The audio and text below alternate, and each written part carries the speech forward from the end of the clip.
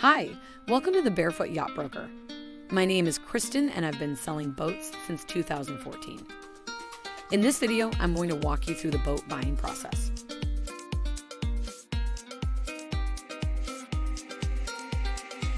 So first you need to find the perfect boat. While you're doing that, you should really make sure you have the funds or financing lined up. This sounds obvious, but you shouldn't waste your time researching boats which are out of your budget. You should also have an idea where you're going to keep it. This also sounds obvious, but there are a lot of buyers who don't even think about this while looking for boats. Once you find a boat you're serious about buying, the next step is to schedule a showing. Most sellers or brokers will want to make sure you have the funds and that the boat is within your budget. Also, that you're ready to purchase. For example, you don't need to sell something first or move cross-country before buying the boat.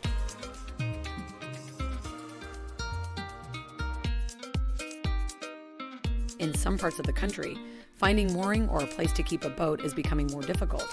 So you might get asked about this as well. If you're just starting to look at boats, it's important to keep in mind a showing is just that. It's not a day out on the water or a full inspection. If you like the boat and want to make an offer, you'll have plenty of time to carry out all desired inspections before making your final decision.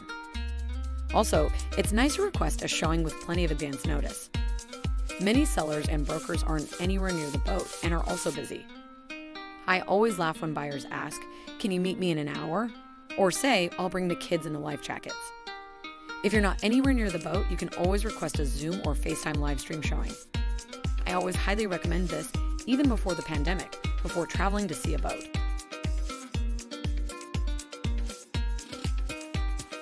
Another thing to keep in mind is if it's a red-hot market like 2020, or it's a unique or exceptionally priced boat, there might not be time for a showing. It could go under contract before you get a chance to schedule one.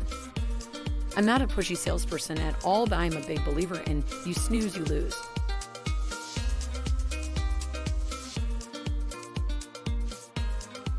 If you like the boat, the next step is to make an offer.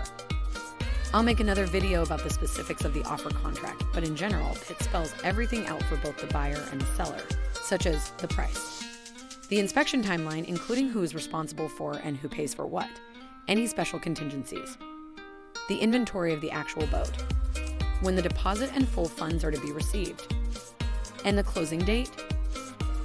Once your offer is accepted, your deposit goes into an escrow account and we begin setting up the inspections. If you haven't already, please check out my videos on the water trial, the haul-out survey, and finding the surveyor.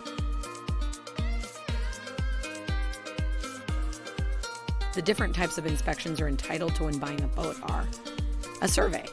This can either be in the water or a haul-out. Some insurance companies require one or the other, so you'll want to check with your provider. It's also possible to do a mechanical inspection. Some surveyors do this and some don't, so be sure to ask. Otherwise, you can always hire a marine mechanic. There are also rigging specialists for sailboats. Again, some surveyors do this and some don't. It's totally up to you as the buyer which inspections you want to have done, but unless it's a project boat or you're buying in the dead of winter in a cold place, I always recommend at least a water trial. Another option is a hull dive. This is usually done when there is no facility nearby to be able to do a haul-out survey. And of course, you can always just do a personal inspection. After you complete all the inspections, you should have time to review any reports. If anything comes up in these which was not disclosed up front, you can either ask for repairs to be done or renegotiate the price.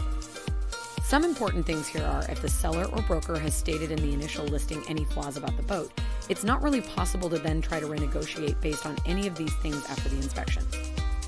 Also, it's up to the seller if they're willing to renegotiate or not. If there are other interested buyers, for example, they might not be.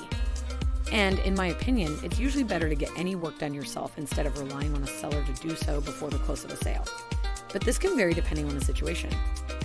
Your offer contract or purchase and sale agreement will have an acceptance of vessel date. This is basically the go or no-go date.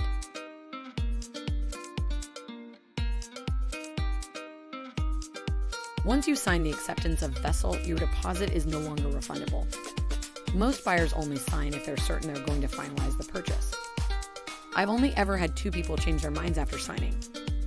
But keeping to the contract dates and even times is also really important. I had one situation with a buyer in Mexico where the seller in the US fell in love with the boat again after the water trial and wanted to keep it. If the buyer fell out of contract even by 1 minute, he wasn't going to be able to buy the boat. So I was communicating the urgency in my brilliant Google Translate Spanish, and the sale did go through.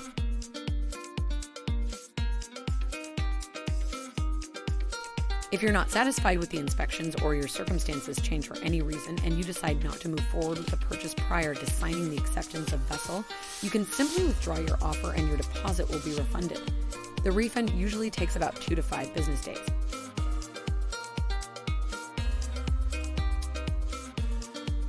If you decide to move forward, you and the seller will both be sent the final paperwork, which is all very straightforward.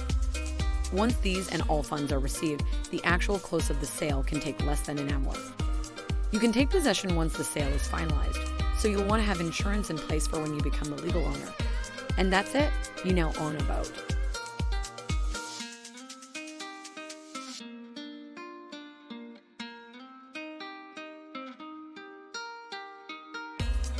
Thanks for watching. If you enjoyed this video and found it helpful, please share with your boating friends and subscribe to Barefoot Yacht Broker.